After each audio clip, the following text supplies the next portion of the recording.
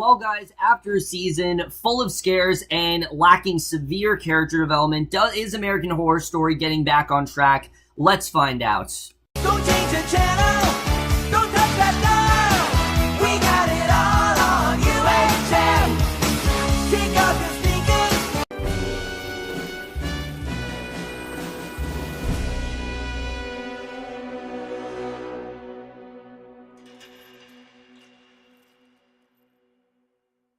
Hey guys, it's Cameron for the series premiere of American Horror Story Cult, Episode 1, Election Night. And guys, I was, to say the least, interested in this premiere, definitely, for a couple of reasons. One, as you guys know, I wasn't the hugest fan of last season. I thought it started off really strong, but then it seemed like at a point they just got really repetitive and they didn't really know where to go with it character-wise, and because of that, I really didn't care as much about the season because, again, those characters just weren't all that compelling. So when things happened to them, I just didn't really care, and that was really the main problem with Roanoke. So I was really hoping that Colt could get things back on track because this is definitely more of a traditional American Horror Story season. You know, we got the intro back, it's shot the same way, it's gonna feel like American Horror Story again. However, I was a bit iffy on the topic of this season. Now, I'm not one to explore political beliefs, and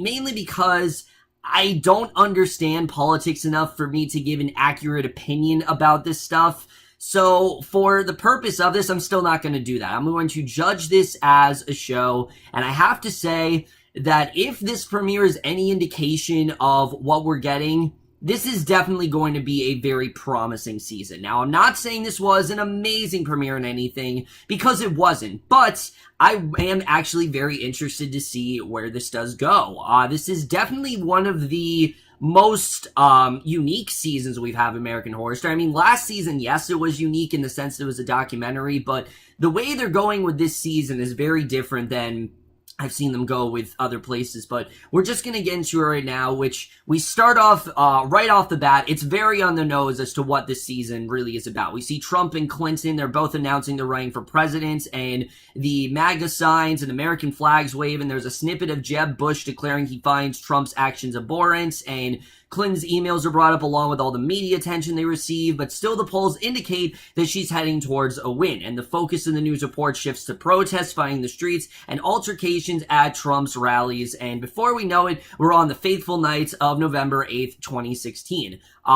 One of the most significant dates I think we've had in a while. I think everyone really does remember the outcome of November 8th, no matter what. I mean, it's definitely a topic on everyone's mind right now, and election night arrives, and we meet the character of Kai Anderson, and he's watching from his Michigan home as Trump's victory is announced on Fox News, and the reporters declare the election the most surreal in history, and basically Kai says that the revolution has begun. Now, we're gonna get more into Kai's character, but for me, he easily is one of the most compelling aspects of this season. I'm gonna get into that in a little bit, but the mood's less than celebratory for Allie Mayfair Richards' house, where basically Clinton lost, but Allie is not refusing to, is refusing to accept defeat. Even when it seems like it's impossible for Clinton to win, she still is pulling for it. She can't possibly accept the fact that Trump might actually win. So her friends are discussing how this could have happened. Well, over at Kai's place, he's just screaming USA repeatedly, telling the world to fuck off. Like, he's just overjoyed about this. And yes, it is very exaggerated, but it's supposed to be. I mean, Ryan Murphy even said this show is a satire. And yeah, this was definitely pretty funny the way this happened. I mean, Kai's reaction and Allie's reaction. Believe it or not, guys, I would not be surprised if people actually did react this way. I mean, I have seen people who are so enraged over Trump winning, and then I've seen people praising like he's the greatest thing in the world. So the way that they portrayed it here, yes, it was over the top, but I honestly do think it was pretty accurate the way it was done. And I do think this was definitely a very good way to start things off. Seeing these two characters, reactions to something as simple as an election just really tells you a lot about who they are, what they really stand for, and I think it was really a great way to get us introduced to these characters. So at this point, Allie's devastated. She's watching Pence introduce Trump as president. She cries and screams into her hands, upsetting her young son, Ozzy, and Allie's unable to control her anguish. She clearly has some sort of anxiety issues, and, her wife, Ivy, played by Allison, she's trying to calm her down, and, It's not working at all. So Allie wails about Merrick Garland, who will never become a Supreme Court justice under Trump. Well, over at Kai's place, again, he's overjoyed the outcome. He's happily munching on an orange Cheeto snack. He's even covering his face in it. And Allie's friends are also very dumbfounded that Michigan actually went for Trump and pissed at Jill Stein for taking votes that Hillary needed. They're like, how dare she actually take the votes, which we'll get back to Jill Stein a little bit. But Allie and Ivy's friend and neighbor, Mr. Chang, he's also angry at his wife, Marilyn, because she didn't vote, and he's mad that so many people can't cast protest votes. And I thought this was a really good scene because it's coming from someone who not only did definitely care about this election, but didn't care enough that she didn't vote. And there are many people who were like that. And again, I'm not going to talk about my political beliefs and things like that, but that again is something that I have heard a lot, that this election was just so controversial that people just didn't want to vote. And he's concerned that Allie and Ivy might lose their rights as a married lesbian couple. And Oz is also worried that his moms won't stay married, but they assure him that's going to be okay. But in the back of their mind, you can tell they're not entirely certain. I mean, they're obviously very worried about this future of what's actually going to happen. And I thought, again, that was a good way to start things off here. So Kai places the orange treats into a blender. He smears their liquefied form on his face, and he imitates Trump's hand gestures while looking very orange. And we then meet the character of Winter Anderson, who is Kai's sister. She's on the phone with a friend, and she can't believe she gave a year of her life for this election. She dropped out of college to help the Clinton campaign, and now she feels like she doesn't even know it's real anymore. I mean, imagine if you actually did do that, which there are people that did this, where they purposely dropped out of something just to help out Hillary's campaign. And now that Hillary hasn't won, Winter kind of feels like her entire year has been pointless. And, she feels like she was supposed to win. She's asking if this is really happening, and she's on the verge of tears because, again, I mean, she gave up her future basically for the future America, which at this point isn't even happening. So now she's kind of like at a crossroads, and basically, Kai's warning her not to self-harm. Basically, her friend's warning her not to self-harm, which apparently Winter has done before. She's had this problem with, cutting herself, and we see Kai, he jumps in her bed. Winter then punches him and yells at him to get out, pissed that he's there to rub it in. It's clear that this is a divided household. Kai is very much on Trump's side, while Winter is on Hillary's side, and I did like seeing that. I like that they're not both on the same side. They could have easily done that, where they could have put Kai and Winter both very much focused on Trump, but they actually didn't do that, and I do think that's one of the more compelling aspects of this, is kind of where everyone stands politically in this series. And once she's off the phone, they hook pinkies, and Kai seems completely satisfied that everyone is scared now. And again, we're going to get more into that idea of fear, but that really is the main theme of this season. So next we get a visit from probably one of the best characters on this entire show, to be completely honest with you. That being none other than our favorite clown himself, Twisty. Yes, Twisty did make an appearance here. We see this ridiculous scene where a couple's about to have sex in a field. The woman's freaking out, thinks someone's watching. The man tells her about Twisty the clown, the people he hacked to that. Just as we see Twisty approaching, he bows in front of the couple, produces a bouquet of fake flowers. Because remember, Twisty doesn't want to kill. He just wants attention. That's really all he wants. He wants attention. He just wants people to like him, but obviously the man pulls a gun. I'm like, well, what the hell do you think was going to happen? Because obviously Twisty slices his throat, repeatedly stabs in the chest while the girl makes a run for it. She dials her cell phone. She crosses a footbridge, hides in Twisty's old school bus. However, the 911 operator's voice actually does give away her hiding place. So this is clearly a couple that has no idea what they're doing. Twisty then rips her apart, tears out her tongue. He picks up the cell phone, removes the mask covering the missing lower half of his face, and says it's the wrong number. And it turns out this was actually a comic book that Allie and Ivy's son Oz was reading. And I really do like the way we go more in depth with this character, which we'll go back to him in a little bit. But Allie actually catches him reading it in bed after he's supposed to have been asleep, and she forces him to fork over the reading material. So yeah, I mean, she's literally sheltering her son from reading about something like a clown. And you're like, why are you doing this? So she sees Twisty on the cover. She has this horrible panic attack, and we can tell immediately that Allie has a severe fear of clowns. I mean, it's very bad. And Ivy once again comforts Allie. She explains to Oz that Allie has had an irrational fear of clowns, and you get the sense that this is something that they haven't dealt with in a while, but it's something that Allie is very prepared for. Like, she's known that her wife is, just traumatized of clowns, and Allie gets herself under control, apologizes for her phobias affecting Oz, and Ivy gives her a gentle kiss and says that they will work through it. So basically, Allie and Ivy's relationship, again, one of the best parts of this episode for me. I thought these two, Sarah Paulson and Allison Pill, just right off the bat had fantastic chemistry. I really like the way these two work together, but we then see a cleaned up Kai. He addresses the city council, and this is really when we get more into his character, because he asks what humans love the most. He answers his own question and says humans love fear the most, as the council members exchange looks, and Kai actually, I think, does have a good point here, that fear is currency. It has value. They don't need more cops, they need less, and he says that he's convinced if people live in fear, they no longer will have to think for themselves. They'll just, have people do it for them. And basically, Allie and Ivy's neighbor is actually the head of the council, and he wants to know if Kai is suggesting that they let chaos reign so people will give them unlimited power to do what's best. And Mr. Chang says that he appreciates that Kai feels free to join society now that Trump's been elected. He thinks that's the only reason Kai is really speaking out, but he also believes that Trump's a blip, and he suggests that Kai go meet people now that he's no longer living in his parents' basement and find out about the real world. But as Kai's leaving, he says that there's nothing more dangerous in this world than a humiliated man. So again,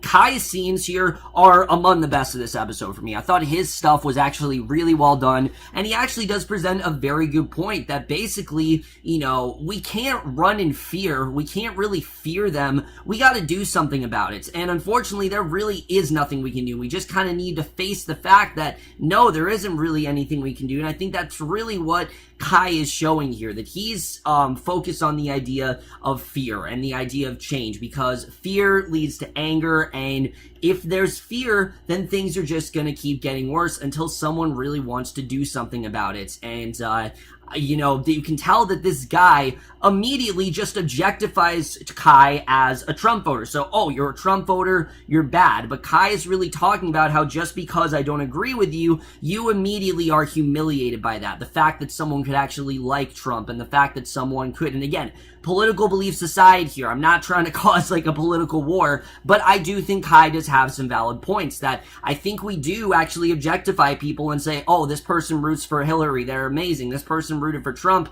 they're terrible. When it's not exactly just black and white like that. There actually are more to it, and that's really what Kai is really showing, that everyone's too focused on this, and it really is, it's just causing things to get worse, and, they need to focus more on, just letting it happen. And basically, I think that's definitely something that Kai is trying to do here. And like I said, I think his scenes, like I said, were probably some of the best of the episode. But Allie then talks to her psychiatrist, Dr. Vincent, basically confessing that she doesn't know how she's going to make it through the next 4 years, and she relives the election night over and over again, and now all her old phobias have been triggered, and clowns, confined spaces, blood, particles in the air, the dark, a coral thing in the doctor's office that keeps looking at her. She's just a mess. I mean, she's got all kinds of fear, and Dr. Vincent picks it up the shelf, and Allie says the holes in the corals she finds repulsive, and Ivy got her through this once before after 9/11, and then Barack was elected, and the world was a better place, and she felt safe because Obama was representing,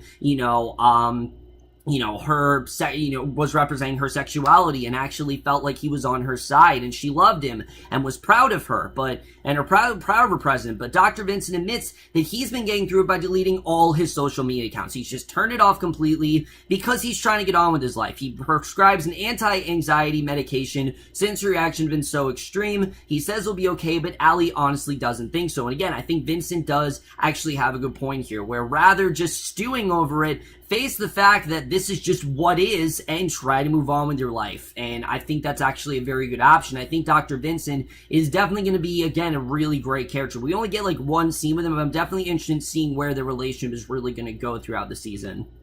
So Allie then heads to the grocery store, where the clerk informs her that all of his customers are at home watching Trump deliver a speech on TV, and Allie and the clerk exchange pleasantries, and she mistakenly believes they share the same political views. But the second he puts on his MAGA hat, declaring he's happy that there's a real leader in Washington now, she immediately is repulsed and freaked out. And again, it kind of goes back to what Kai is saying, that just because this guy doesn't feel the same way as her, she immediately is feared of him. And it's, more about her, she's feared of him because he doesn't share the same beliefs as her and because he feels differently than her, which I think that is something we as humans do fear. We want people to agree with us. We want people to be on the same page. And when someone's not, we feel awkward. We feel weird about it. It's something as simple as, when, someone really likes a movie and then someone doesn't. I mean, again, I know it's something different than being in politics, but that is very much kind of what Allie's going through here. Someone doesn't agree with her and she's freaking out about it. I mean, she just can't believe that would happen. And basically, she glances up at a mirror. She sees two creepy figures in clown masks behind her. Frightened, she calls hello, but no one seems to answer. So you're wondering, okay, are these clowns really here? What's going on? But she keeps shoving, but she's clearly freaked out, and she makes it to the end of an aisle, sees two people in grotesque clown masks having sex on the watermelons, and she tries to catch her breath. There's loud music suddenly blaring over the speakers. And I'm not gonna lie, the scene was pretty creepy and actually really well done, but more people are appearing in horrifying masks. She heaves a wine bottle at one on a scooter. He holds a large knife as he rides by, and she grabs another bottle, races down the aisle. The scooter creature appears again. She throws the wine and misses, and she runs screaming from the store. So obviously, she is absolutely terrified. There's definitely something wrong with her, and her car is the only one in the parking lot. When she gets in, immediately she calls Ivy in pure panic mode. She tells Ivy that they're trying to kill her. Ivy says she's calling the police and to stay where she is. And you can just tell that Ivy is genuinely concerned. And again, I think this is something that Ivy was prepared for, but she hasn't really had to go through something like this. So obviously she's a bit freaked out. And basically, just then Allie looks in her rearview mirror. She sees a clown in the back seat, panics, and crashes right into the light post, like literally right into it. And the police then leave Allie and Ivy's house after taking a report. And Ivy says the police are looking into the incident. The clerk only saw her throwing bottles of wine and screaming, and claims not to have seen the masked clowns or heard the music. And Allie swears she's not making it up, thinks she was targeted. She believes since they had clown masks and the masks had holes, they knew her fears and wanted to murder her. She is convinced that these clowns are in fact real, but we're seeing that this very well could be, might not be the case, that she could have very well just projected her fear of clowns onto Trump's win, and now she's just worried that everyone's out to get her. So Allie and Ivy then make it work at the restaurant, and with Allie needing to play catch up because she hasn't been there since the election. And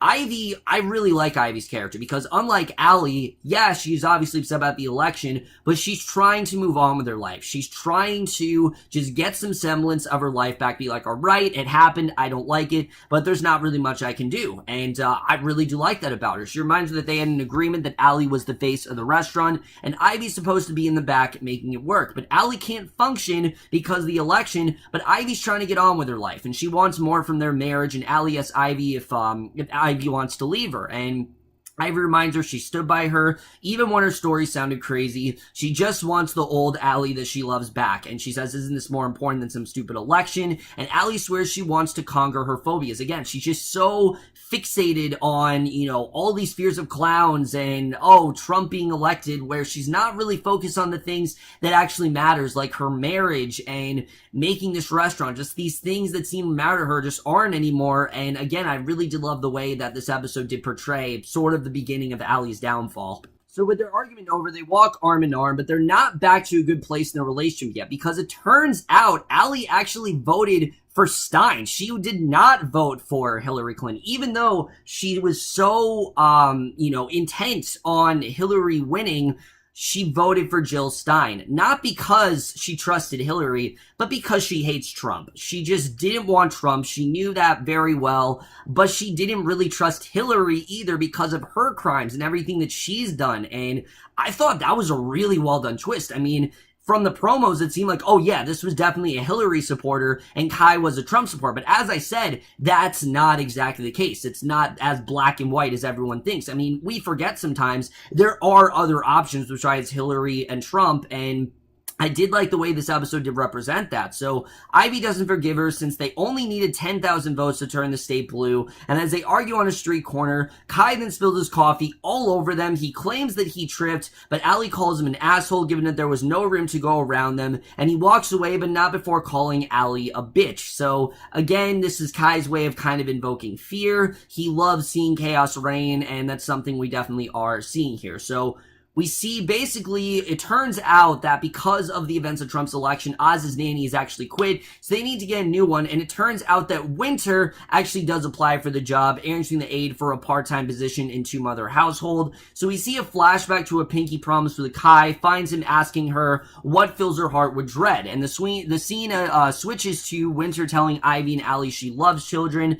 Back to her time with Kai, she reveals her most humiliating experience was in 5th grade when someone copied a love letter she wrote to Paula Abdul. That confession to Kai and his follow-up question as to whether she's a lesbian transitions to Winter telling Allie and Ivy she went to Vassar, English Lit, Women's Studies. She actually took a year off to campaign for Hillary and claims her proudest moment in which Lena Dunham retweeted her, which, if I'm not mistaken, Lena Dunham's actually going to be on the season, possibly as herself. I'm not entirely sure, but another brief flashback shows Kai trying to get Winter to say who she wants to kill, and in response to what scared her the most, she says that he does. He actually does scare her the most because he doesn't agree with her. And again, I think that's really what this is all about. The fact that someone doesn't agree with you, it scares us. And I do think that's something very interesting that this season is covering. But I will say, out of everything, Winter is easily my least favorite character in the show right now. And it's not because I think she's bad. I feel like she's a very confusing character. I just can't really tell where the writers are going with her. The whole Paula Abdul thing, I just can't really understand. And I'll talk more about that when we get to the end of this episode. I just can't really tell where they're trying to go with her character. But basically, in a parking lot at night, Kai then sings La Cucaracha. In easily probably the weirdest scene in this episode, he puts a condom on his dick and he fills it up with urine and he just heaves at a group of Mexicans staying around a pickup. He tells them they're not welcome here anymore, and they attack, they beat him senseless, unaware it's a setup, and he's actually filming the assault. So again, he's trying to clearly invoke fear into the masses. It's not actually real, and he is in fact setting them up. Now again, what his purpose is, we don't really know, but I think that definitely is very interesting. So back at the restaurant, Ivy's pouring Allie a glass of wine before returning to the kitchen to prepare a new possible addition to their menu, and Allie checks Twitter, reads a tweet from Trump, and basically tells him the thing I think we've all felt, which is just he needs to stop tweeting, which I mean, I think everyone will definitely agree with that Trump just tweets way too much, and Ivy returns, she sets a meal in front of Allie, and finally Allie focuses on the plate, and she once again freaks out when she sees blood coming up through holes in the main course, which again we know is one of her biggest fears, is the idea of blood. So you know that Allie's losing it. It's clear she's losing it, and I don't think someone's just fucking with her. I think definitely she is losing it here, and we definitely are seeing that. So Winter then babysits Oz, helping herself to soup and asking which one of his mothers is his real mom. He says they both are, but he doesn't know which one gave birth to him. He doesn't know his father as he draws a picture of Twisty the Clown killing someone with a large knife. She asks if he's ever seen a real dead body, and Oz then shakes his head no. So basically, she goes onto the dark web, says that this is where he can find all the cool stuff, and asks if he's scared, and he claims that he's not. So Allie sees the clown again as her wine glass then crashes to the floor. Ivy races in. Allie tells her that she saw a clown, and Ivy's less than comforting this time, asking her wife if she's insane because she's just not making any sense. I mean, there's clearly nothing there. I mean, she's losing it. Allie admits she hasn't been taking her medicine, and now she thinks she might actually be losing her mind. Maybe she is actually crazy, and Winter then shows Oz a person being stabbed to death, but he doesn't want to see anymore, and she assures him this is like a vaccination for his brain and will only serve to make him stronger. So when she goes to get cookies, basically she's doing this again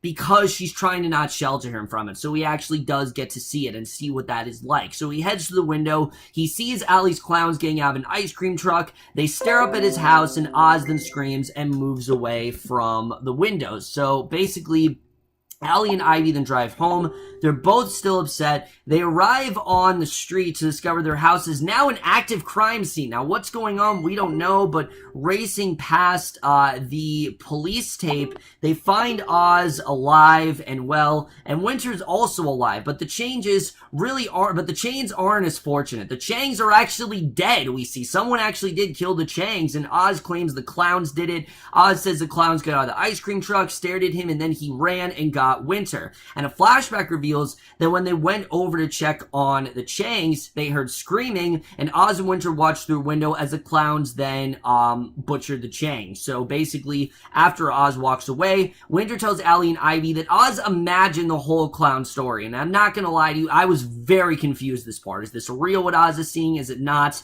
I don't know. Winter's just a very confusing character so far, but they didn't exit the house until they saw the police cars. Winter then shows them the comic book with clowns she found in his room, and they ask Detective Samuels what happened and if they're safe, and he reveals the deaths were the result of a murder or suicide. And after everyone's gone, we see at the end, Allie hears noises in the house. She turns to Ivy, but it turns out it's a clown and not Ivy sharing her bed, and that is the way this episode ends.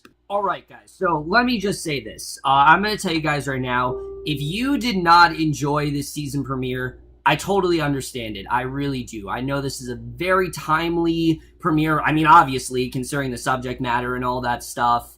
And I understand that, you know, certain political beliefs can sometimes, you know, especially when someone is so strong with their political beliefs, and they have a certain detest for someone, like say you don't like Trump or something like that, seeing him on TV, you know, in general, and seeing him discuss is just kind of reminding you of, you know, the horror and things like that. I totally do understand that. For me personally, again, political beliefs aside, like I said, I actually really did like what we got here. And again, I'm not saying this is perfect. There are a few significant problems I'm going to get into, but the thing that does intrigue me the most is the way they really are juxtaposing Allie with Kai. And I do think there is some really great potential here, especially with Allie's character, because the thing is with Allie is that I was very worried. I was worried they were going to portray her as this, like, perfect human being, and that Kai, was just going to be the complete opposite. But it seems like Ryan Murphy's not doing that, because again, I was very worried that he would just try to say all Trump voters are terrible and, you know, Hillary's amazing and things like that. I'm not telling you guys what my political beliefs are, but in my opinion, that's not good television. Good television is when you examine both sides and show the pros and cons of both of them. And I'm glad that Ryan Murphy seems to have actually done that, especially with Allie. I mean, Allie in general, yes, she is very strong in her political beliefs, but she's also crazy, and she clearly has a severe anxiety disorder that really is corrupting her entire life and is coming into competition with pretty much everything that matters to her. And the things that once did matter to her, like her marriage and her running this restaurant, clearly are secondary at this point. And I do think all of that is very interesting. And the whole thing of her fear of clowns, what's that really all about? I'm definitely into that. And I also really do like the character of Ivy, who's telling her, all right, yeah, the election was bad, but you gotta move on. You gotta try to move on with your life and, you know, enjoy things more. But Allie just simply can't do that. She's so fixated on this one thing that she really can't do anything about, and she just can't move on with her life. And again, there are people like that out there. I don't know if they're as crazy as Allie, because again, this is a little bit exaggerated, but I do think that was actually portrayed quite well, and I'm interested in getting more into her character. And Sarah Paulson, I mean, say what you want, yes, she does scream a lot in the show, but I feel like it's needed here. Unlike last season where she's just British and that was her character, there are a lot more layers to Allie as a character, especially when it comes to the Jill Stein votes. I mean, sure, I think, you know, that was obviously very shocking, and it was a little bit, you know, a little silly here and there, but I actually thought it was actually really well done. The fact that Allie actually voted for Jill Stein, again, because she was, you know, kind of protesting, and she just couldn't trust Hillary no matter what, I thought was definitely very interesting the way that was done, and I actually thought that was a good reveal. Kai, on the other hand, I'm very fascinated by, honestly. I mean, this could easily be one of Evan Pierre's most fascinating characters, because on the surface, he actually does have some good points here, where he feels that, you know, the problem with America right now is the fear. And I will agree with that. That is a big theme of this season, clearly, is the fear that we have when someone doesn't share the same political views as us or the same opinions. It obviously brings this fear out. And with fear, we turn to anger, which turns to wrath. And that's kind of what Kai is doing. To me, it seems like he's trying to rile everyone up. He's trying to just let chaos play out. I just can't tell what the angle is here. Like, what is Kai really trying to do? And I'm fine with that. I don't need to reveal that right now. I'm sorry, the whole condom scene, I really didn't understand. It seemed like that was just, kind of like shock value. It didn't really feel like that had much of a purpose other than the fact that he's just demeaning these Mexicans. I felt like they could have done it in a little bit more of a subtle way, but I mean, American Horror Story's never exactly been a subtle show, so I can't say I was surprised by that, but scenes like that really did deter this for me. However, that's not the main problem. The main problem with the show for me right now is Winter, because there are a lot of characters that I really do like. Even someone like Dr. Rudy Vincent, who we did not see much of, I actually really do like his character. I like what we really did see of him here. Ozzy's really good. Winter right now is the problem, and it's not Billie Lourd. Billie Lourd is a great actor. She's doing a great job with the role. The problem is her character right now is all over the place. 1 second, she's angry at Kai because she feels like she gave up her life because, I was supposed to be supporting Hillary, and now, that she wasn't elected, I feel like my entire year has basically been pointless. Okay, that stuff's interesting. I'm perfectly fine with all that. There's a lot you can do with that topic. However, what doesn't make sense to me is the whole thing where it seems like she's kind of on the same side as Kai, where she's trying to invoke fear into the masses by showing Oz this video or what she's doing there. I don't understand where they're going with her. I really don't. And again, maybe it's going to make more sense as the season goes on, but right now I cannot tell what the hell they're trying to do with her, and I really hope she doesn't become a problem, because I like Billie Lourd. I loved her character in Scream Queen. She was one of the best parts of that show for me. But it has to be said, her character is so all over the place right now, and I just hope they get a little bit more of a grasp on her character, because right now, I can't tell where they're trying to go with her. Is she on Evan Peters' side? Is she not? It seems like they're brother and sister, but then they're talking about her having anal sex, and I don't think that's something that brothers and sisters normally want to talk about, so I don't really know. It just doesn't make a ton of sense to me, and I guess we'll have to see where that really goes. As far as the writing here, like I said, I did think the writing overall was good, minus the stuff with Winter, and the ending. I don't love that there's a case going on. It feels like the only reason they're doing that is because, we just need a detective in the season because there's one every single season. Why not just throw one in here? It feels like the murder, in my opinion, is very unnecessary, but right now, I think it's more of like invoking fear into the masses. I think that is a big part of it, but we'll have to see really where that's going to go. Are the clowns real? Are they not? I do think that's interesting. I know Twisty's gonna play a big part in the season. I know everyone's like obsessed with Twisty the Clown or whatever, but we didn't really get to see that here. We know that Oz obviously reads a comic on clowns, and Allie forbids him from doing that. So again, I think that's gonna be very interesting. The cinematography here.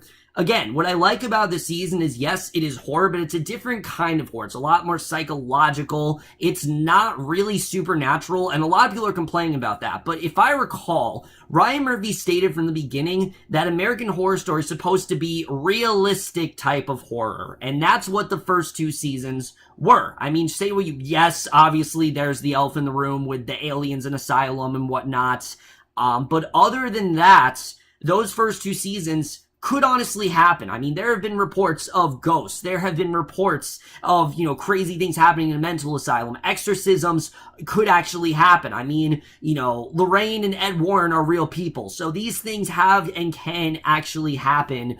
And I do think he's trying to go back to that this season. I think he's trying to get back to the more realistic type of horror, and I'm all for it. I really am. I mean, sure, I enjoy what we got in Hotel.